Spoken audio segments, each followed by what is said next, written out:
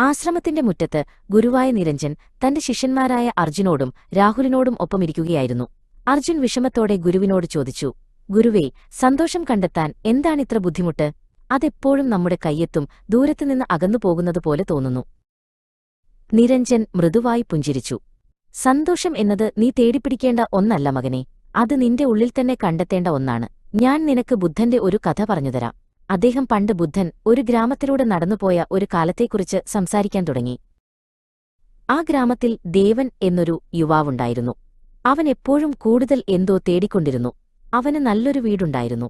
പക്ഷേ അതിലും വലിയൊരു വീട് വേണമെന്ന് അവൻ ആഗ്രഹിച്ചു. അവന് നല്ല സുഹൃത്തുക്കളുണ്ടായിരുന്നു. പക്ഷേ കൂടുതൽ പ്രധാനപ്പെട്ട ആളുകളെയാണ് അവൻ ആഗ്രഹിച്ചത്. അവന്റെ ഹൃദയം ഒരു നിരന്തരമായ ആഗ്രഹത്താൽ നിറഞ്ഞിരുന്നു. ഒരു ദിവസം ദേവൻ ബുദ്ധനെ ഒരു മരച്ചുവട്ടിൽ ശാന്തനായിരിക്കുന്നത് കണ്ടു. അവൻ അദ്ദേഹത്തെ സമീപിച്ചു. മഹാനായവനെ, അവൻ പറഞ്ഞു, എനിക്കെല്ലാം ഉണ്ടായിട്ടും ഒന്നുമില്ലാത്തതുപോലെ തോന്നുന്നു. എന്റെ ഹൃദയം ഒരു അസ്വസ്ഥനായ പക്ഷിയെപ്പോലെയാണ്. എപ്പോഴും പുതിയ കൊമ്പുകളിലേക്ക് പറന്നുപോകുന്നു, പക്ഷേ ഒരിടത്തും വിശ്രമിക്കാൻ കഴിയുന്നില്ല. എനിക്ക് എങ്ങനെ സന്തോഷം കണ്ടെത്താൻ കഴിയും? ബുദ്ധൻ കണ്ണു തുറന്ന് ദേവനെ ദയയോടെ നോക്കി. അദ്ദേഹം ഒന്നും സംസാരിച്ചില്ല. പകരം നിലത്തുനിന്നും ഒരു ചെറിയ മിനുസമുള്ള കല്ലെടുത്ത് തന്റെ കൈവെള്ളയിൽ പിടിച്ചു. ബുദ്ധൻ അടുത്തുള്ള ഒരു ചെറിയ കാട്ടുപൂവിനെ ചൂണ്ടിക്കാട്ടി. ഈ പൂവ് ഒരു റോസാപ്പൂവാകാൻ ആഗ്രഹിക്കുന്നില്ല, അദ്ദേഹം മൃദുവായി പറഞ്ഞു. നദി കടലാകാൻ ആഗ്രഹിക്കുന്നില്ല, അവയായിരിക്കുന്നതിൽ സംതൃപ്തരാണ്. യഥാർത്ഥ സന്തോഷം ഇതുപോലെയാണ്. അത് നിങ്ങൾക്കില്ലാത്തതിനെ ആഗ്രഹിക്കുന്നതിലല്ല, മറിച്ച് നിങ്ങൾക്കുള്ളതിൽ സംതൃപ്തനായിരിക്കുന്നതിലാണ്.